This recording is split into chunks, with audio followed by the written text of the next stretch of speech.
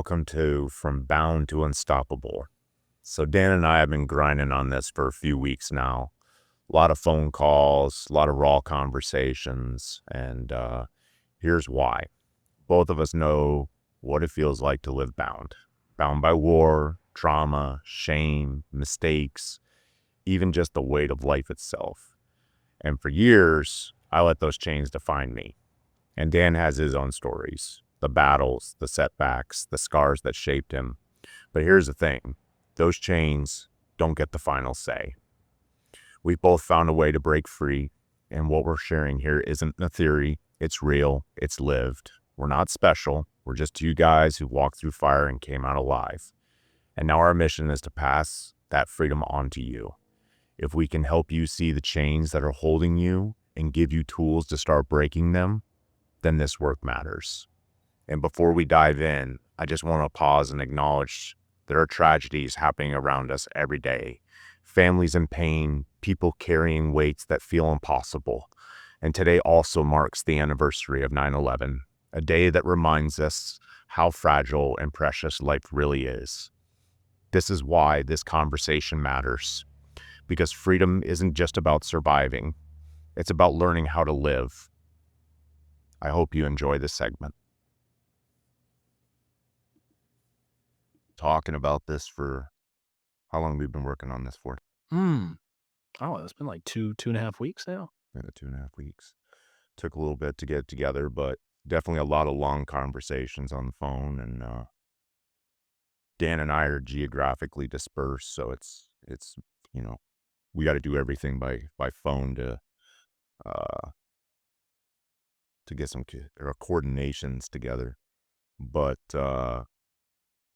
we're going to be talking about the things that bind us down, um, and Dan's got his own stories and I've got my own, and we both, definitely lived, very bound lives, whether it was we were bound by war, trauma, shame, choices, you know, and I know that those chains that I have, I definitely let them define who I was. And, but I think I would be remiss if I wasn't, to say something very quickly about, and prayers to the Kirk family. Um, Great tragedy yesterday, and our country definitely needs to get rid of some of these chains that are binding them down, and we're seeing it happen daily. So, um, and another big thing today is, of course, it's the um, anniversary of 9/11. So, um, but Dan, since since this is our first one that we're doing together, um, can you give them a little bit of a backstory on you? Absolutely. Let me see, I can go through the full extent of it. And I like to anytime I talk about my backstory, I like to chime in with the important parts, which is like, from not from birth, but from beginning of memory. And I think that's important because um everything I am today was sharpened, created, and honed from my first memory on till now. But, I grew up in like a semi-medium small town in Maryland. Um, Grew up in the church most of my entire life. Handed Christianity for most of my life with no real total understanding of it, and, it has pushed me away from my belief when I was younger, and then the other things in my life that have come has brought me back to faith. But the background is just from a usual American kid who had his whole family in front of him. You had that secret life where everything seems perfect, and then it all got turned upside down. I come from a divorced family. My mother has had multiple husbands, three or four of them. I can't really remember. Uh, when my mother left my father many years ago, I don't really have any memory of it. I was probably 1 years old.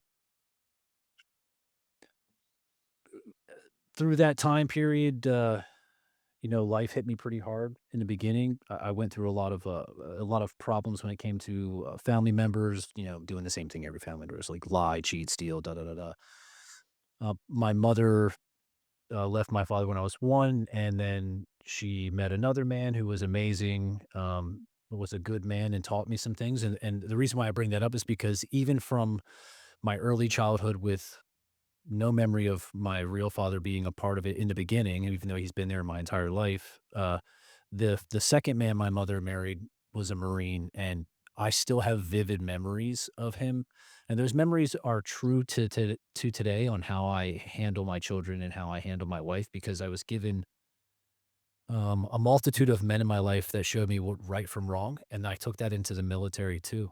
When I joined the military in 2006, I quickly realized that I could find really bad leaders and really great leaders, and I started taking the best from the best leaders I could find and all the crap that they had inside them that I didn't like. I was able to understand that I could erase those and take so everybody has good properties about themselves and then has bad properties about themselves. And with that line of thinking, I had to put that into my own self. There's great things about me and there's not so great things about me. So once I joined the military, I started honing in on something that I didn't know I had in me, but that was true leadership abilities. And leadership abilities aren't, point in a direction and go. It's showing and being an example to everybody around you, and then looking out for the best in everybody and trying to situate them in the best places they can be. So once I did that in the Army, became a staff sergeant, did a couple combat deployments, left the Army, tried to join a medical marijuana company. I did really well in there, but they just wouldn't their values didn't align with my values with things they wanted to do, so I broke apart from that. Once I left there, I went and did many, many certifications in different colleges, different types of technical schools just to try and, like, figure out where I should be going. But the whole time I was in some of these schools and stuff, I started understanding that people looked up to me, and they really focused on, like, I guess you could say my experience and how I was able to, like, not just bring my experience and just talk about it, but talk about the ways that I've learned through my experiences. And I'm also, it taught me that I was a very good mentor because it wasn't just military stuff, but when I walked into the civilian sector, there was young men there, and even older men that were either lost or just kind of confused on the path they were supposed to take. And since I've taken every single path imaginable, I'm able to speak on those things without people looking at me like I'm stupid. Like you have no experience, you can't talk to me.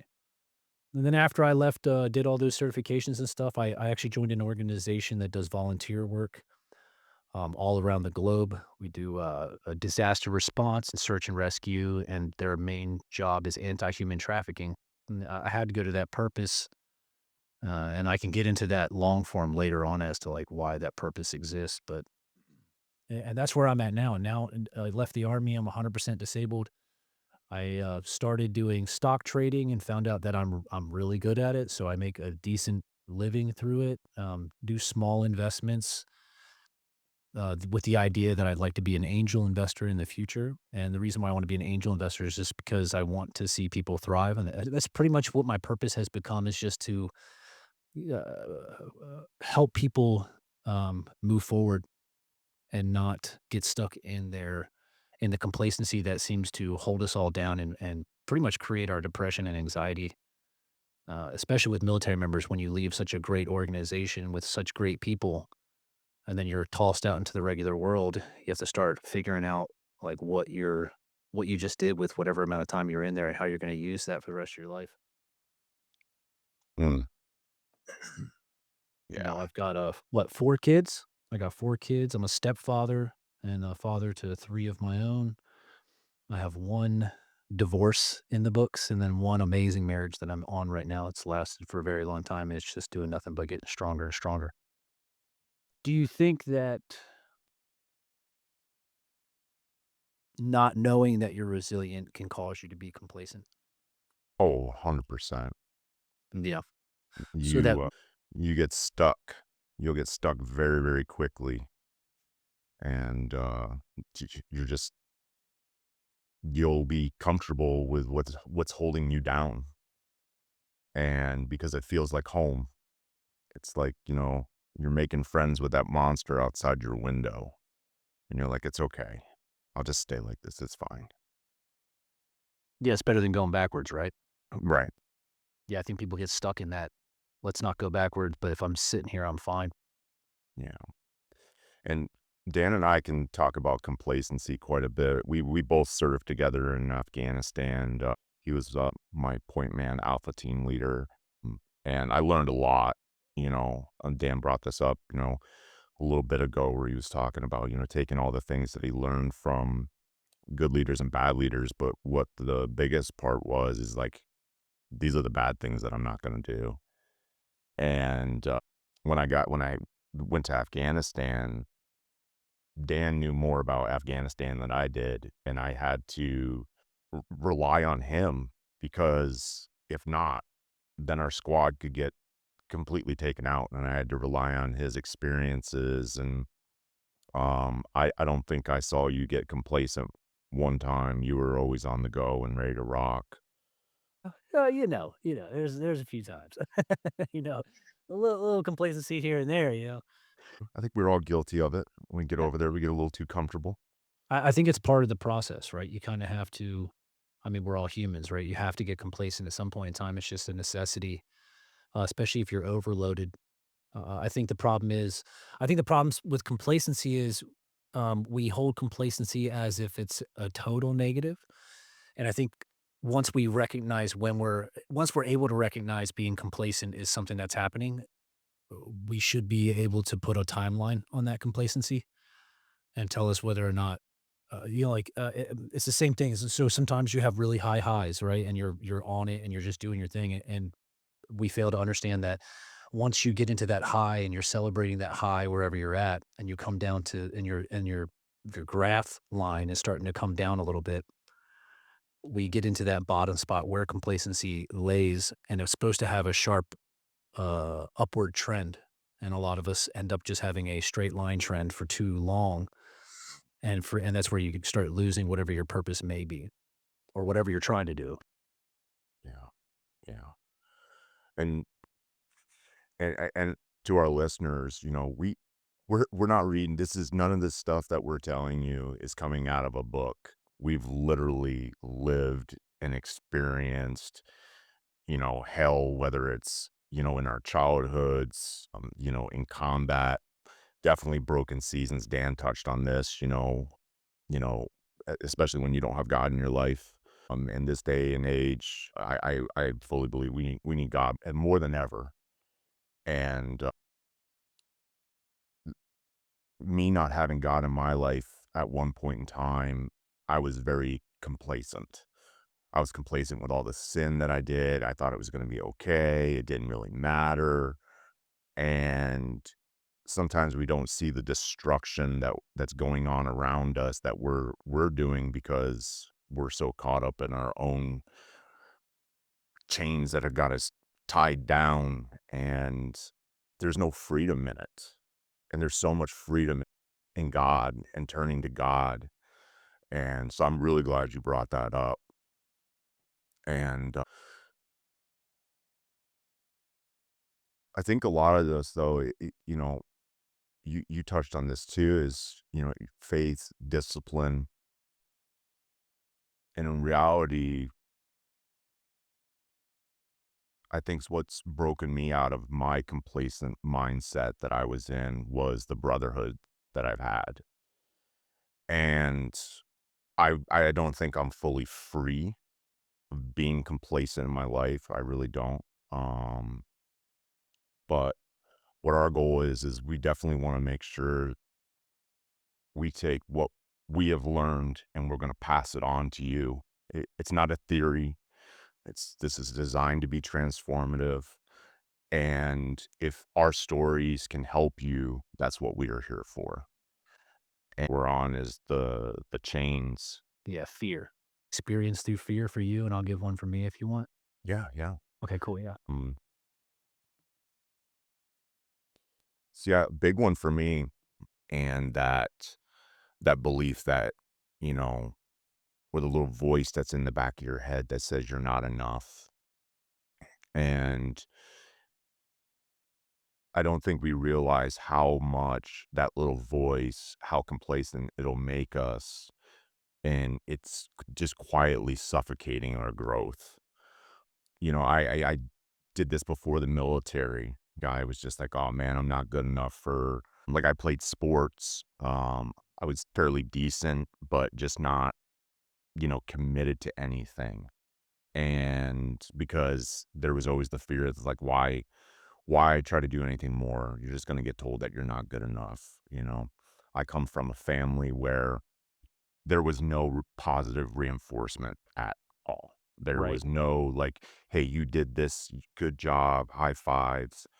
And there was a little bit of me that carried that when I joined the army, and it actually helped me break out of that because it's like, "No, you are good enough. Like, you are good enough. Like, you're doing this. Don't quit." And I'm so thankful for being able to join the military because that pulled me out of my comfort zone and it caused me to grow.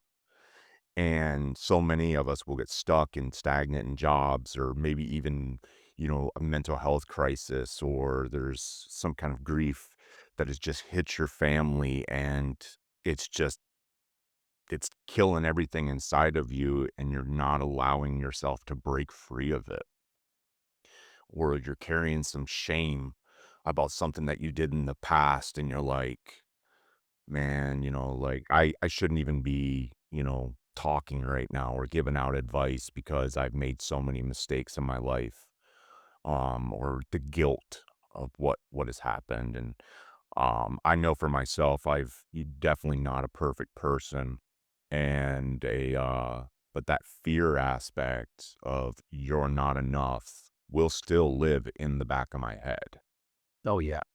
And I don't know how that sits with you. But that's one of the biggest chains on me is the "you're not enough.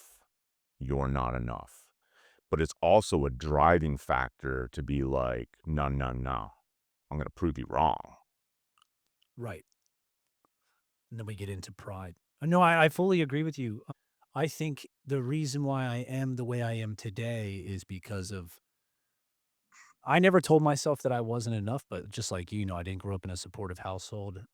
Uh, Most of the people that came through my life told me I was dumb or stupid or too skinny or too small or this or that or this or that.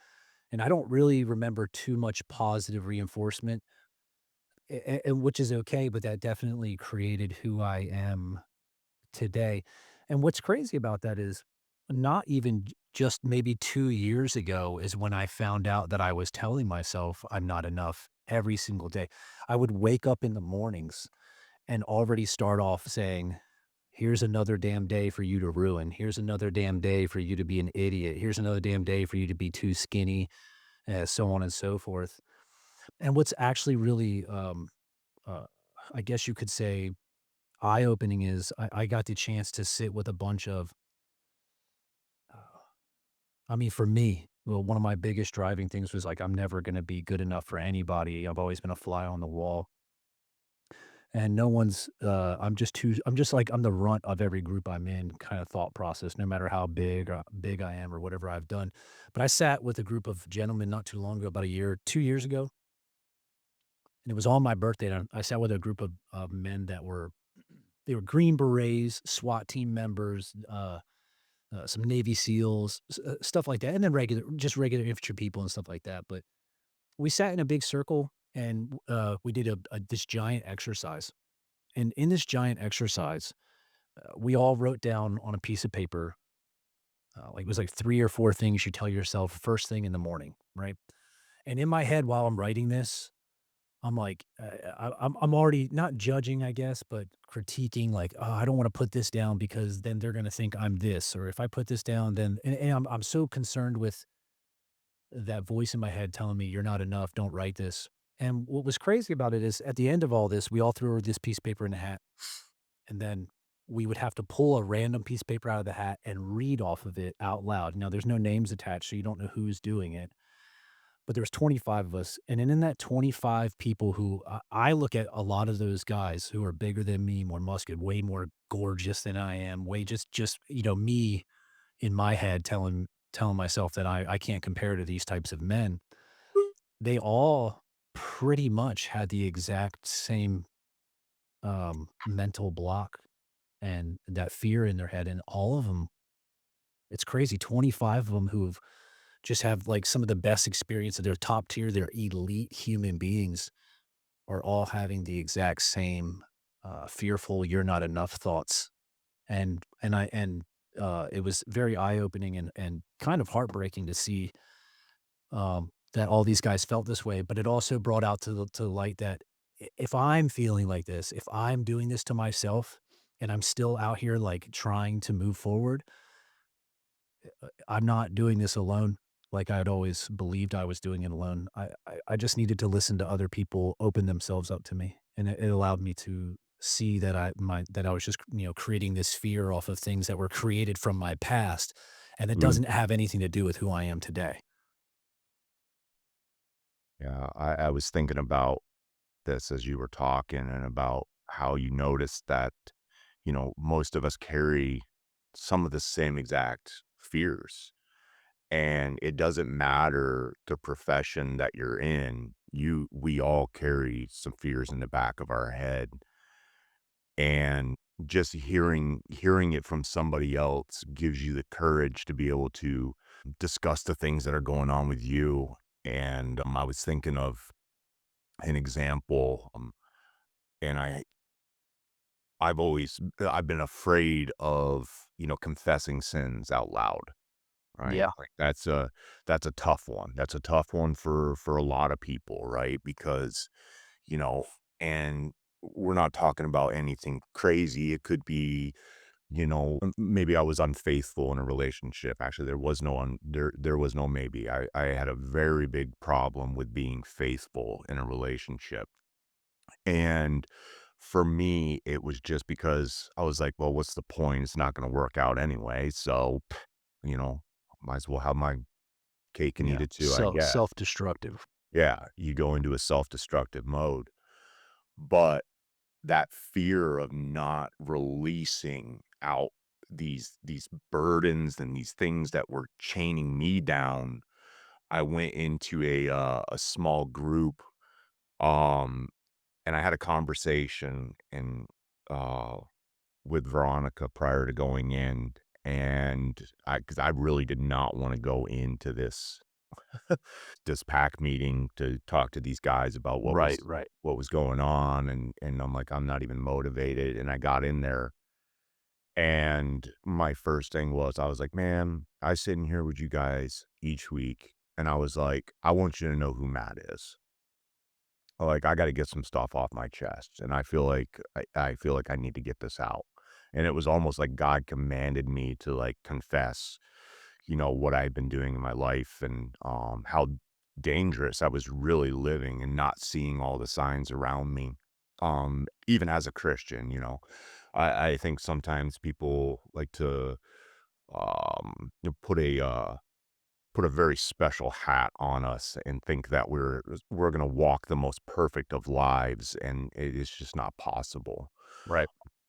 No matter the sin, whether it's a gossip or you're lusting over, another woman or maybe somebody's wife, or but the moment that you can face them and not run away from it,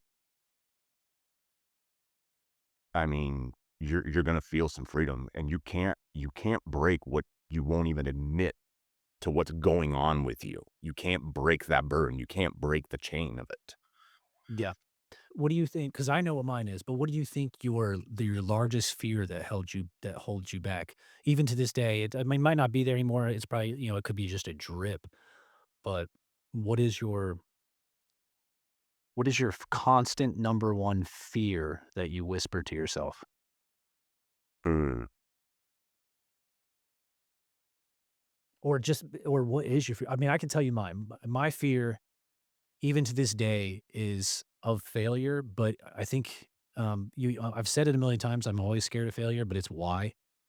And really it ends up becoming like you said, like all these people said I'm nothing. All these people say I'm this, all these people, and it's gotten so ingrained in my head. What if I go do something and I completely fail at it and now they're correct? I am nothing. That one lands pretty hard, and I can resonate with that for sure. Um, not that I wanna piggyback off of that, but that fear of failure is it's like, okay, I've already seen myself fail before, and are they what are they gonna say? What are people gonna say? What I had failed relationships, and it was I was like, how do I tell the next person that I'm with, like, hey, this is where I went wrong, and I like so I don't fail going into my next relationship, or we're creating this outstanding program, and there's still a little part of me that sits in the back of my head that's like, who's gonna get on there? Who's gonna ding? Who's gonna make a comment? Who's gonna do this? Um Am I gonna be able to let it go and not let it get inside my head and be the dangerous, cancer just eating away and cause me to just be like, "You know what? Screw it. I'm done. I quit. I don't wanna do it anymore." Absolutely. And so that fear of failure and the fear of what other people are going to say, that fear of judgment, I think that's what it really comes down to is probably the fear of judgment. Um, and a lot of us carry that, and you even touched on it a little bit. Like, you were judging yourself, like, like you were talking about all the different, you didn't look good enough, you were too skinny, you weren't strong enough, you weren't this, you weren't that. And a lot of that's like the judgment that we place on ourselves, and then we start looking at other people, and you're like, well, if I think that about myself, then they probably think that about me too. Right. And I've worked with people that have social anxieties because they're so worried that when they step out into a social setting that people are immediately going to start judge them, and they don't even know them. And it could be something from their childhood, and whether they were judged growing up or whatever.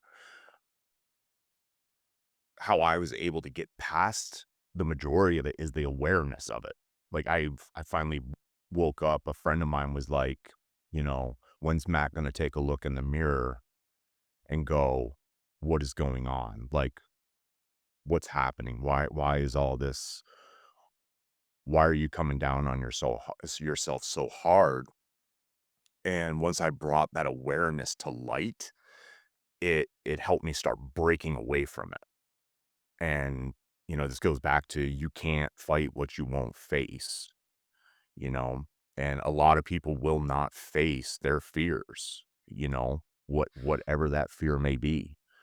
Um, Yeah, I think people won't face their fears, or I think a lot of the times,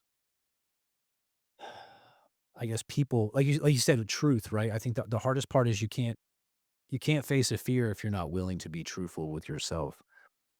And I think a lot of people don't fully grasp like what being true is, especially because you can be true with other people, so you think, but when you start digging into your own brain, you have to start becoming truthful with yourself. And then once you start analyzing even small things, like even when we were in the military, right? They would used to say, like, if I can't trust you to do something so insignificantly tiny, like dusting the top of a locker every time we have to clean, then how can I trust you to throw a hand grenade into the proper room, or call for fire when it's necessary? Like, so I think even that stems even back to ourselves, because if we can't be truthful with ourselves, and even in the smallest, tiniest, um, place, there's no way that you're going to be able to handle attacking whatever fear you have, whatever the case is, because you cannot be truthful to yourself whatsoever. And a lot of people think they're being truthful, but they're just padding themselves. They're just, I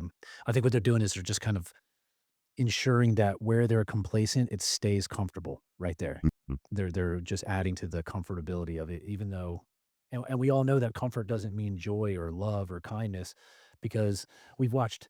millions and millions of men and women all the time who are lying, that have lied to themselves, lied to their wives, vice versa, whatever the case is, and they have, a life that they can't get themselves out of because no one knows the truth of who is who. Mm, yeah, and it takes a lot of discipline inside and you brought when you were talking about, if I can't trust you to dust the top of this wall locker, how can I trust you you know, to do what we need to do in combat? And it's that discipline to be able to do those small and consistent actions Yeah. and just taking the small step to be like, hey, I drink too much. Like, I need to be honest with myself. I'm drinking too much, or I'm not working to my full potential, or no, what I'm doing is okay. It, it's okay. Yeah, I think that truth piece is more towards the line of, blaming others instead of myself. Um, going into I've never been, like, the best person. Screw it. So, back when I was a young boy, when I was about 8, there was a guy in my church who molested and raped me, and I told everybody in the church. I told my mother, whatever the case is, and nobody believed me. They all called me a liar, put me in a bad spot. But if I was truthful about it, I can say that what that man did to me really didn't affect me whatsoever. And the truth of the matter is, what affected me was when I brought this to other people's attention and they discounted me. Mm, And that's where those whispers, "You're not enough," got louder for me. But I couldn't tell the truth of the matter is I was blaming him because it was easier to blame someone else for what he did than for me to just go back and be like, okay, yes, they also did this to me, but it was my choice in the future to allow that to, keep me from being as successful as possible. Not that that's my fault or it's anybody's fault, but that's just something as you get older, you start looking back at things that happened to you as a kid and how you blamed everybody else. And you tend to also create the fear of these things through not being truthful in what is in front of you. And I tend to it took me a long time to be truthful and, get out of I guess, that fear spot, mm, because once I was able to tell myself, like, "I'm not mad about him, I'm mad about them." And the reason why I don't do X, Y, and Z is because this happened to me, instead of being like, "Because this happened to me, it causes me problems, but there's no reason for me to keep moving, onward with what I'm doing." And I think even those types of truths, need to be analyzed further before we even start getting into, like, "Why am I such a POS as an adult?" Right? It's like I was right. Yep. created from child to adult, and then just no one ever, like you said, you didn't have a good support system, so you don't have anybody there to sit here and tell me, like, "Hey, this may have happened, but what about this?" Or, we can move on, it's not happening now," or, What are you gonna do in the future to, readdress that thought process?" So, yeah, I think truth, I mean, it has to fall we fall into fear with that too, 'cause, it's really scary to be truthful. If you're actually really truthful. It's terrifying. It's 100% terrifying. And as I'm listening to you talk, and you know, how difficult was it to, like, surrender that control that you had on yourself to let go of that fear? Difficult was I don't wanna say it was difficult. I think the problem occurred when I think it was less difficult when I was prepared to let it go. Hmm, Like, once I was able to notice that it was doing no good for me, and that was me being truthful, like, I can be mad all day long, but that mad doesn't get me anywhere. It's not that you're not enough, so I'm gonna show you that I'm enough. Like, how in the world am I gonna show you that I'm enough holding on to this thing that I know is holding me back? There's just no plausible way. It's when I was prepared to no longer maybe make it make excuses or hold on to that idea that that's holding me back and I can't move forward. It was like, well, this may be holding me back, but just like everything else I've done in life, I'm not willing to die here on the ground and just like make this accept that that's my fate and this is where I'll always be. That's I don't know if I'm going to be a millionaire. I don't know if I'm going to be the most famous person in the world. I don't know if I'm going to be, XYZ greatness, but my greatness is defined by the parameters I've set for myself. Mm, yeah, and it's definitely. Uh, I think people get caught up in it too, where they think that it's going to be a single dramatic moment that is just going to bring them awareness to what's going on, Right. and it's not. It's daily. Like, you have to do it daily. You have to be like, no, this is where I'm messing up. This is what I'm doing wrong. It's having complete self-awareness and choosing not to ignore it. Yeah, And I mean, you're definitely talking about a lot of discipline that you instilled in yourself to just be like, hey, listen, no, I'm not going to let this attack me. Um, for me, faith is key to everything with me now. Like, I have full faith in God. I have full faith in my brothers.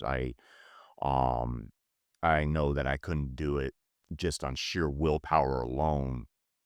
And ultimately that's why you and I came together to do this. And this is not just a solo act. Like, you can't do it all by yourself.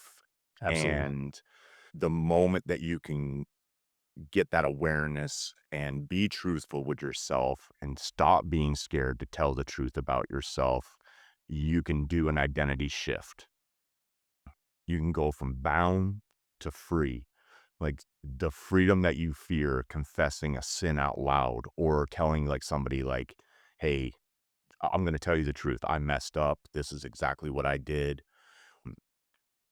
And just, whatever the reaction may be, but just having that push to be able to break free and get out of that stuck mindset, it caused me to become a more driven person. And I've been, I've been through a lot of different storms in my life. And what I've noticed is that they don't ever stop me. I mean, I'm still going to this day. Right. They've made me sharper, wiser. Mm, I don't look so much back at like the pain of what it caused. It's more like, hey, you've already survived a lot, and the scars, whether they're internal or external, they're the complete proof of it. It's not a weakness at all.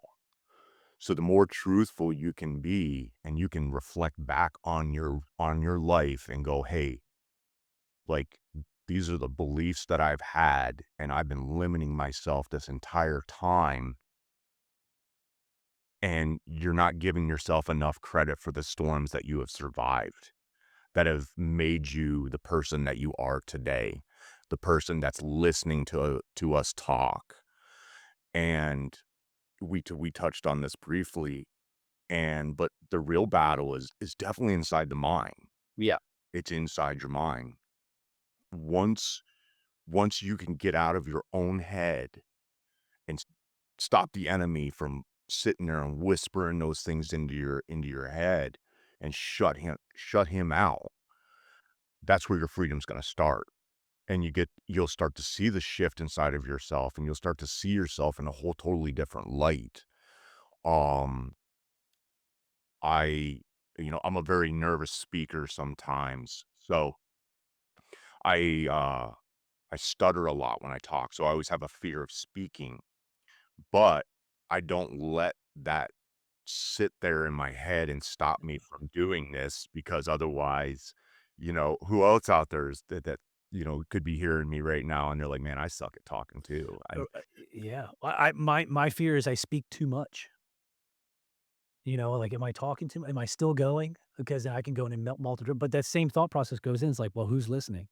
Because maybe the first 8 minutes of speaking didn't hit nobody and nobody really, it didn't speak to anybody. But then that last, 44 minutes I spoke, maybe one thing in there touched one person. And that's the idea, right? That's the idea of doing this is like, yeah, we can't save anybody. It's not up for you and me to save anybody. Um, but it's also not up to us to choose what is effective for someone else versus what we think isn't effective for somebody else, right? Right. And I think that that goes into, um, I mean, I don't know, like it could be that same fear, right? Like I'm not enough, so why am I speaking to these people? Right. Like your worth, like Right. what is your truth really anchored on, you know? And if you're tying your worth to the mistakes or opinions of others, well, you got to look inside yourself and go, no, no, like I'm not going to let that be like what's going to define my life. Right. And mistakes are mistakes. They're what help you grow. Um, much of what we do in life is trial and error. And especially if we don't have somebody good, like good examples to follow, or, you're even touching on, what happened when you were younger, and think about how much that could have tied you down and stole your worth from you. Well, it stole a lot from me. I mean, I can point to those things. Even I mean, joining the army, just that from joining the army. I've been petrified of men my entire life. It doesn't matter who you are. I can be bigger than you, and I still have some type of terror to another male. Mm, And that's just because of, well, one, that guy in church, and some of the men my mother married. Most of the men in my life, the majority of the men in my life, have been abusive towards me. So just joining the army, uh, it was I was terrified the whole entire time I was in the army. It's a big reason why I was a violent person in the beginning of my life because I felt that everybody was trying to, touch Dan's booty. You know what I'm saying? Like I was fearful of whatever may come from them, and so I was quick to be violent, and not always violent physically, but violent with my words. Like my tongue is much sharper than my knuckles are, and I would use that, and that would hold me back from a lot. I mean, even during deployments where I could have just shut the hell up, or I could have just had a different thought process or took a moment to breathe, and I let that fear of those things slow me down, in my career. Not just in my career, because I less cared too much about my career, but more along the lines of, like, how you or other leadership or even the guys that we were with viewed me as a person. Um, those things held me back from being, greater than I am today, and not that I'm great, but where I am today is far beyond what I was 10 years ago. Shoot, I mean, even what I am today is far beyond what I was 3 years ago, and, mhm, but a lot of that had to get pushed out of my mind. Maybe not pushed out of my mind, because I don't wanna say I think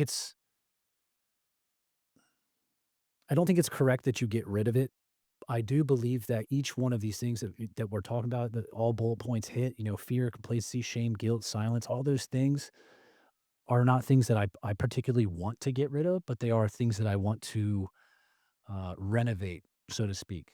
mm, Understanding that I have fear and fear is okay with me, but this is how I'm gonna get through it. Or you're not enough, and it's okay for me to tell myself I'm not enough as long as I'm being truthful about what I'm not enough about. Because most of those times, right, you're told you're not enough by people who can't tell you the truth. And if I tell myself the truth, like, maybe I'm not enough, and that goes into my wife now. It was, uh, just for me to get these breakthroughs, just for me to become unbound, I had to take and realize that, okay, if I'm not enough, then how do I start becoming enough? Or what is it that I'm not enough at, and how do I go after it? I understand that I'm complacent. Is this complacency holding me back from becoming that enough? I have shame and guilt, like, are those shames and guilts holding me back from being enough? Am I hiding my truth just to survive because I don't want to go after that fear, and I don't want to push for becoming enough? And it goes right back into, like, what I think the biggest problem is, we don't, let's just say for us in the army, we do the 7 values, right? for Mhm. the army. Those are the probably the first time you've ever, like, repeated an actual value system in front of you and had actual words and verbiage to go along with it to where you could recreate your own value system. But we tend to fail in life because we didn't have a value system before we entered. When we got married or when we decided to get married, especially when we're young, we don't actually have like a value system that we're one willing to die for or willing to die on that hill for.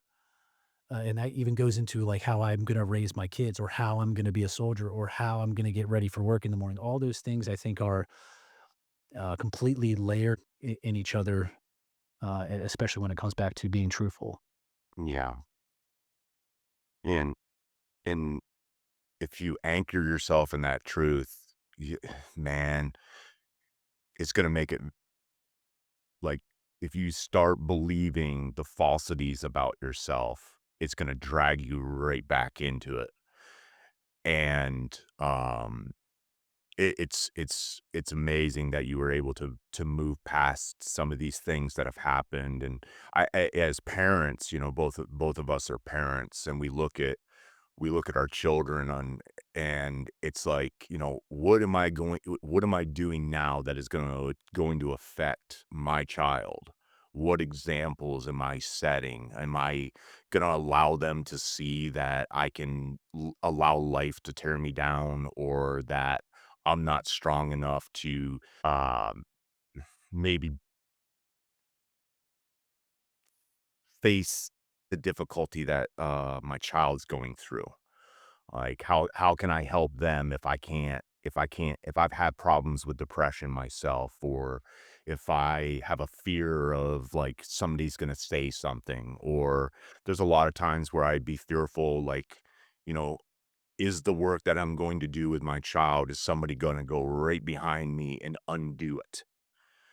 And these are just little reminders that as parents that, you know, we get stuck in our own ways and we become very complacent as parents. We get very glued to social media, um, whatever platform it may be, and we're not taking the time as parents to go back and really be like, okay, what kind of values am I setting for my child? Or I mean, I just heard the story this morning that there was a freshman in the next town over from here that committed suicide due to bullying.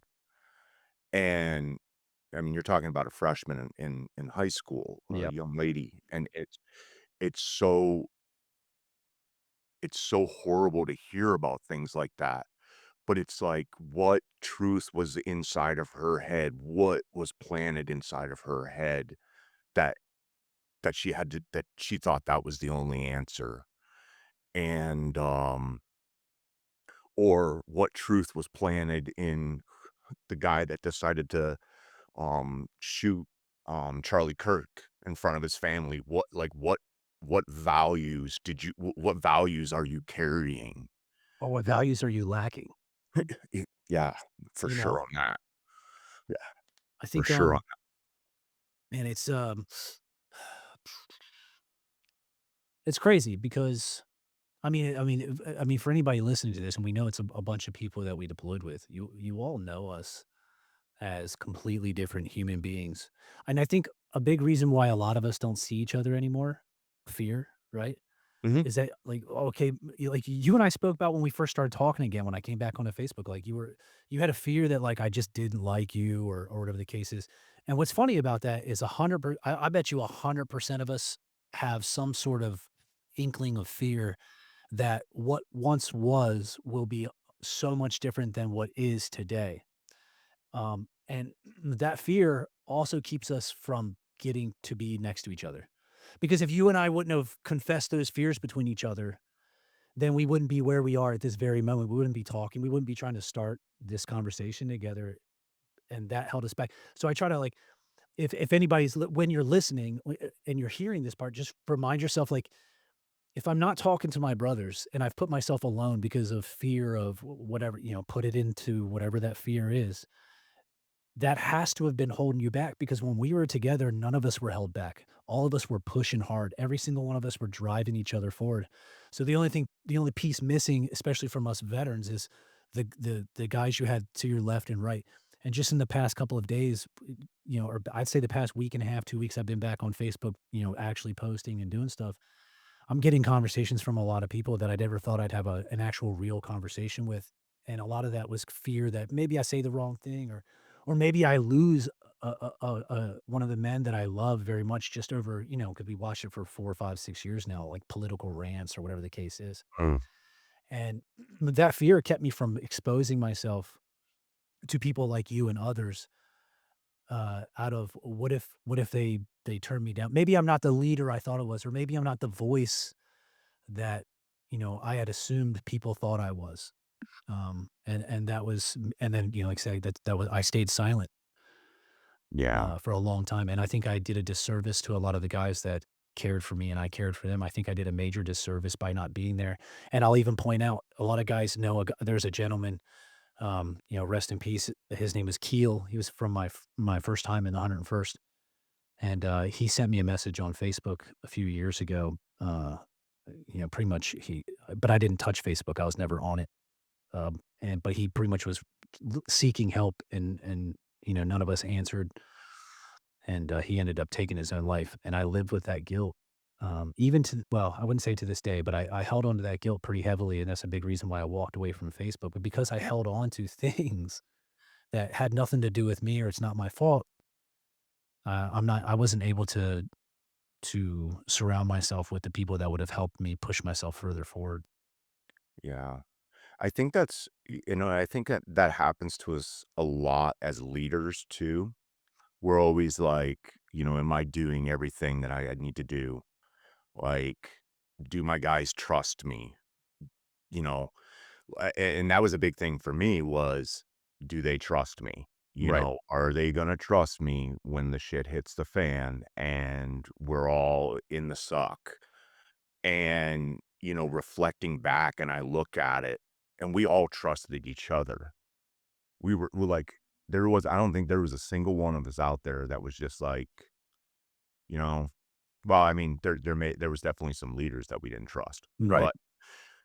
but our guys, in the platoon, yeah, I mean, I trusted them and I'm thankful that they trusted me because, you know, I was for the longest time, I'm like, nah, man, I let these guys down. Like we should have, and Dan and I, we lived in a pretty crappy outpost in the middle of in in Afghanistan with like it just the worst conditions ever. Might as well have been in Bastogne. But maybe that's what they were trying to do to us. We were trying to reenact Bastogne. I don't know, man. Remember, that was your first deployment to Afghanistan. I thought that was one of the best places I ever been. I was like, this place sucks. Yeah, I mean, it was Oh. stones and it was boring, but it was better than having fleas, I'll tell you that. Yeah, yeah, well, yeah, And yeah, no running water, that's I would have gladly woke up every day and hit that button on that water generator than do the stuff I did in the first deployment. yeah, yeah. Yeah, I lived out in some, Yeah. crappy little strongholds in the middle of Iraq, Yeah. getting lit up by fleas Yeah. and everything else, Yeah, yeah, washing yourself in the rainwater. right, Like, or water bottle. yeah. Oh, you could do anything, man, I don't care. Yeah, That's what's crazy, like, you live through that, and then you come home, and then you're like, "Ah, I missed a meal today, I can't do this. Ah, my ankle hurts, I shouldn't go this way," and you're like, "Well, remember that time when we were just like, 'Screw it,' and we just went anyways?" yep, And it's like, when did I stop doing all of that? That's I mean, super complacent, right? Like, mhm, once you find like, I'll tell you this, once I find myself in complacency, for me personally, I tend in the past, I would tend to do, uh, disruptive things to break that, like, I bought a 5-liter Mustang, had 480 horses on it, you know what I'm saying? I'm gonna go gun this bad boy from here to there as fast as I can just to get an adrenaline rush. That'll break up the complacency, you know what I'm saying?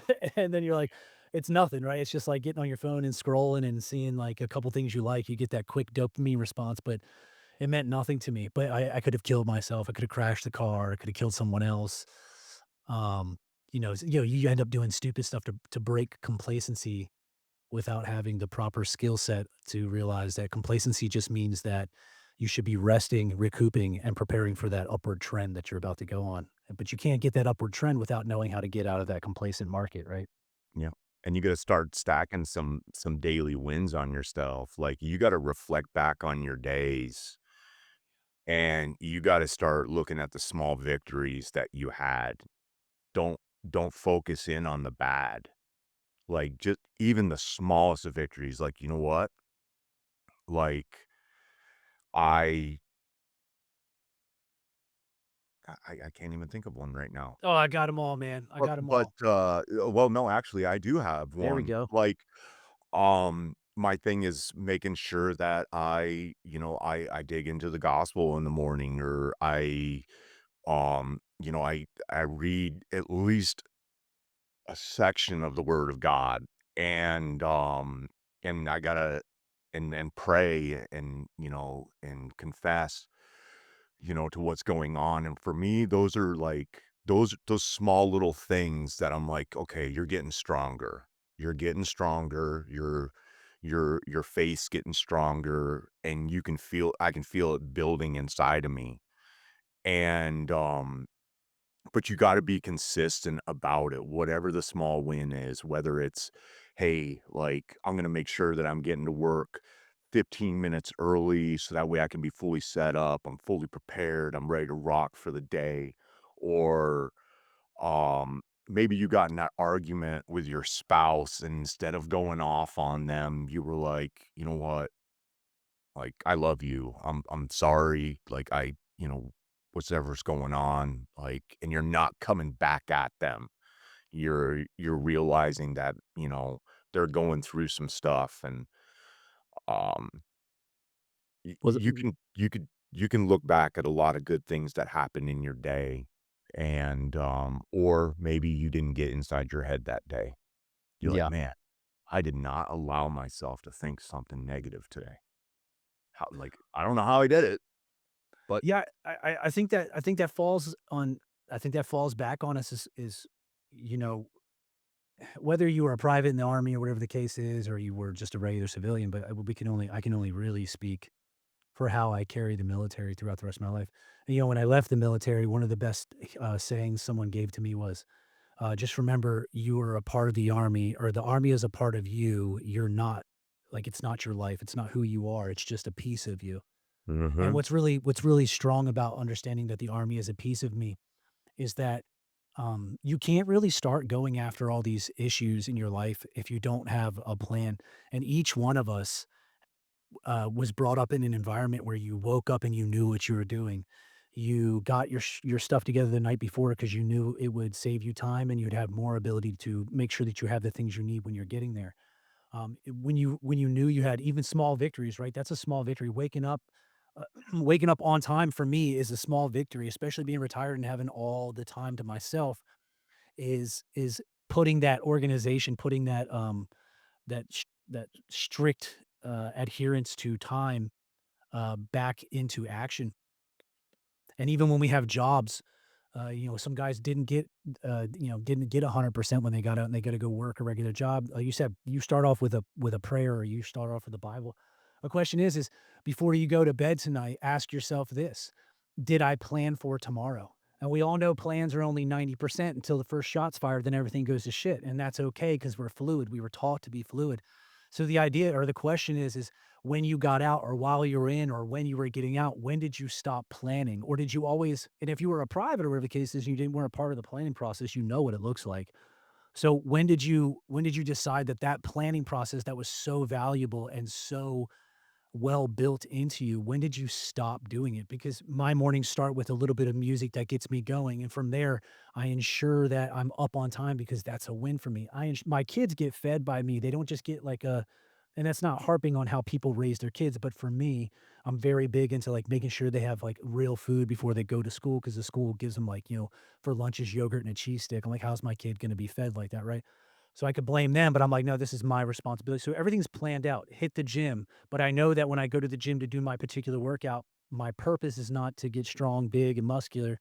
But for me, that's where a lot of people meet me, and I have a ton of great, amazing conversations with other men about their marriages, about their spirituality, about their health, about their physicality, about their relationships with their family. So it allows me to, one, speak as much as I want to whomever wants to hear me.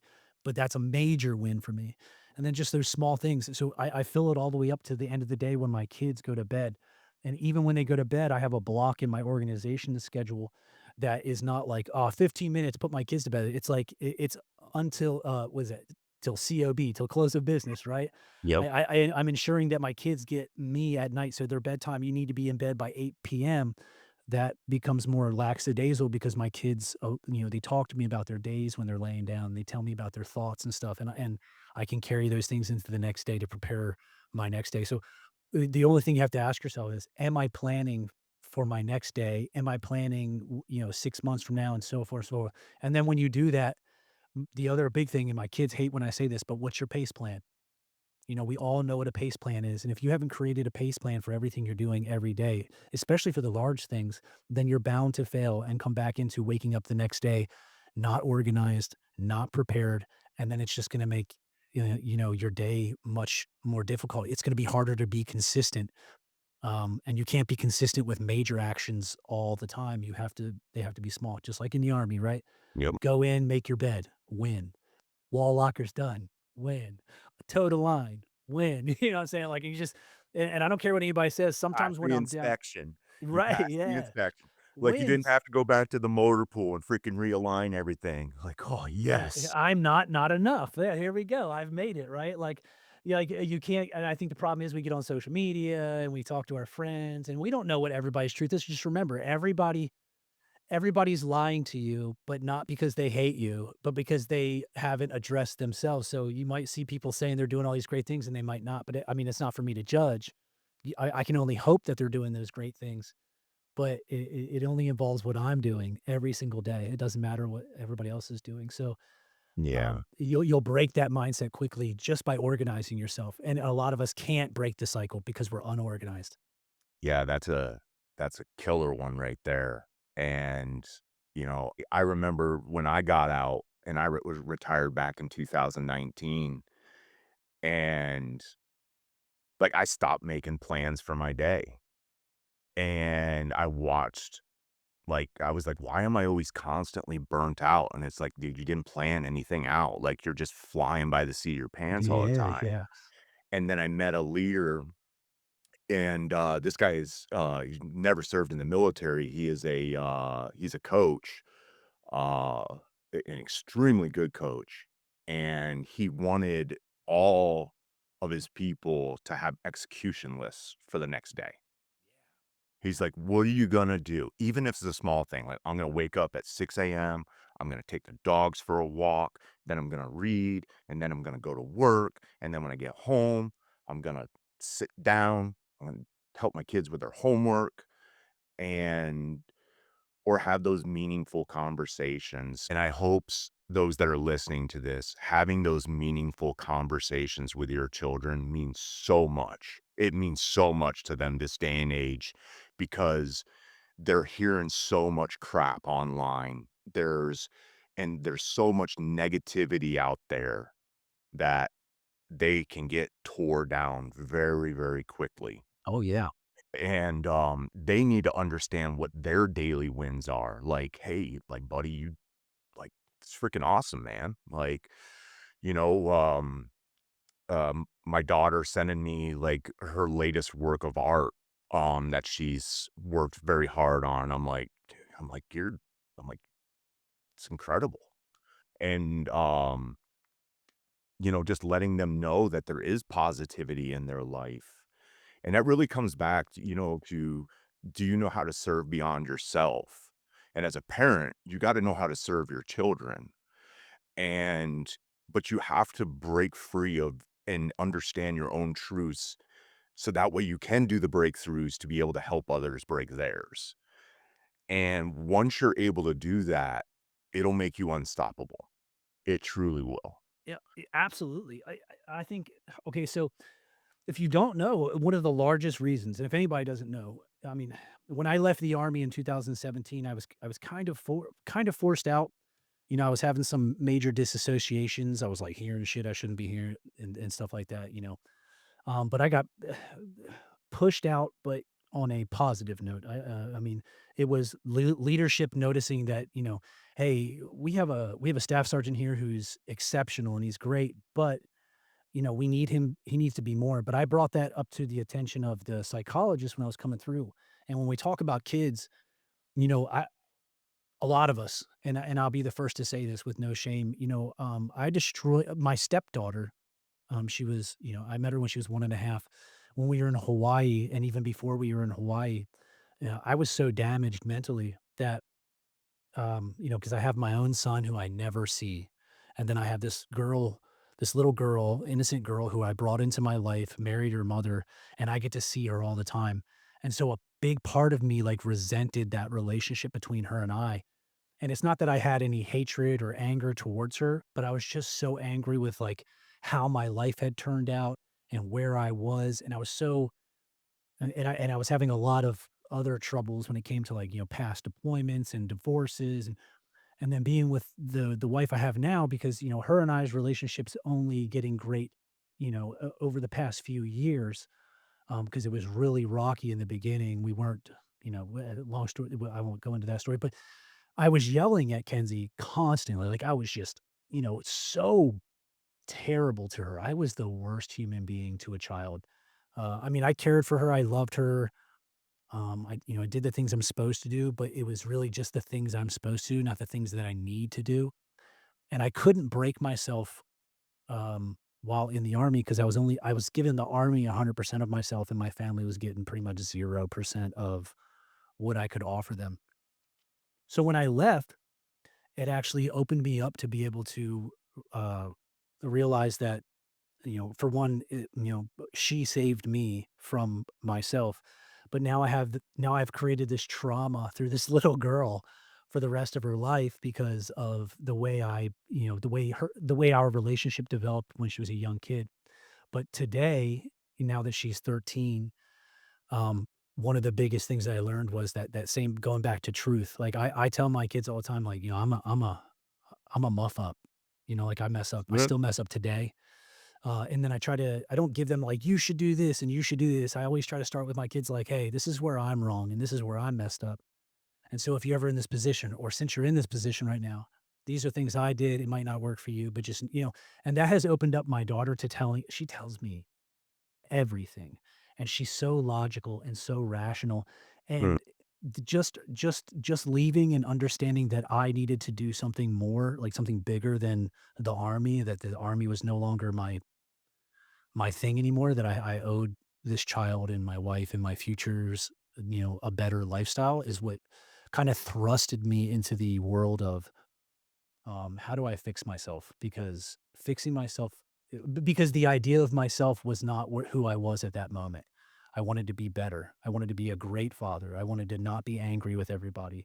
I've had a few people call me, I remember Sanders, man, he's so salty. He's salty. I don't want to be salty. I don't want to be mad about nothing. So we bring that over to our children. And when we're honest with our children, and then not talk down to them like most of our parents maybe have talked to us. And we can still be somewhat tyrannical because it is our rules. But when you're, I think when you're open with them, they tend to be open with you. And then because I can talk through the things that we're talking through right now, I'm able to like raise my children with these ideas.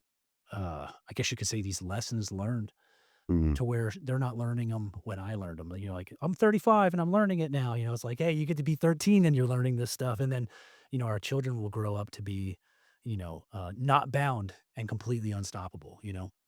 I agree with you on that 100%. I know you and I have already had a conversation about this, and being real and being able to tell your kids that, like, hey, I made mistakes too. Like, like I don't want you to walk through the same fires that I've had to walk through. And, you know, it, the more realistic you can be with them, because the world is very real. The world that they see out there, they've got to hear it. real from you. There's too much that's going on with our kids nowadays that we're not noticing. And when we're just kind of treating them like delicate little flowers, Yeah.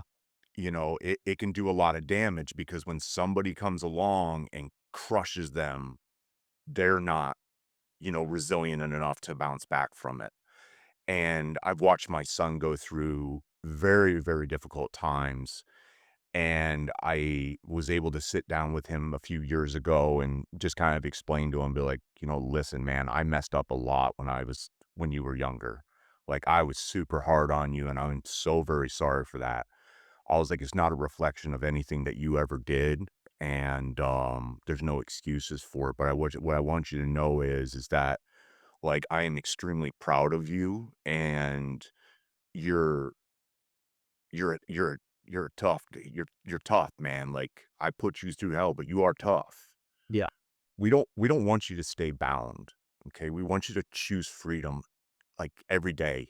You know, don't let your chains define you. Okay. Your choices will define you for sure, but don't let your past define who you are. And Dan and I are 100% proof that you can walk through the fires and come out stronger than you were before.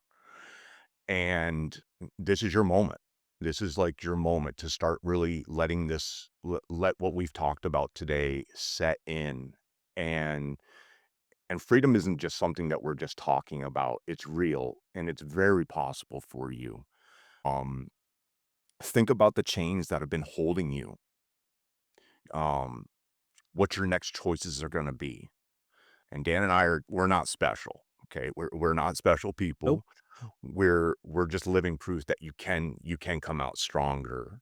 And we hope that you can take this message and you can pass this message along and become an asset yourself and let somebody know, maybe a friend, maybe your child, maybe somebody that's just been struggling and you're like, "Hey, listen, I've been there. Like, you got this. Don't let it hold you down." Um, but this is your moment. This is your wake-up call. This is your this is your time to stop waiting for the perfect moment. Just start acting. And once you do and you start stacking up those small wins, you're gonna start becoming stronger than you ever were. Absolutely. Just remember, start small.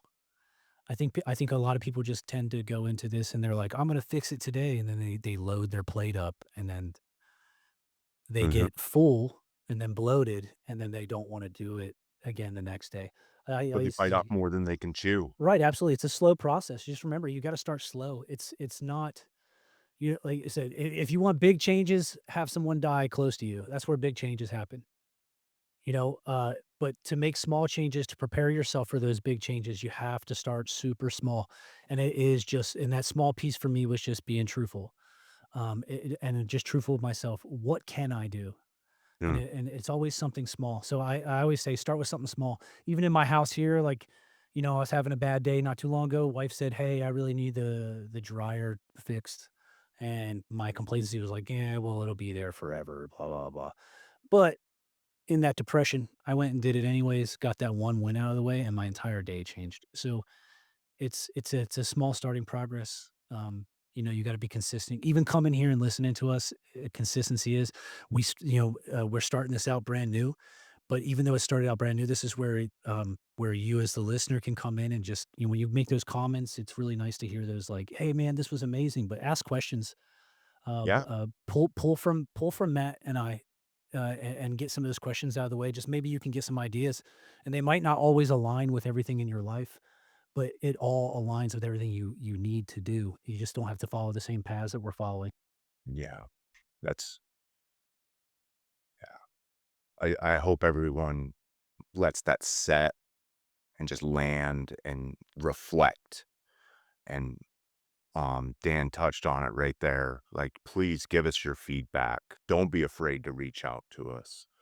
Um, we love getting comments, good or bad. We want to know what your opinions are, and we want to be able to help you. So, we'll be coming out with another segment here in the next coming week, and we'll announce it soon. Awesome. All right. So, until the next time, stay present, speak life, and be humble. Be Absolutely. humble. Be humble. I always say forward we go, forward we go, you know? Forward we go.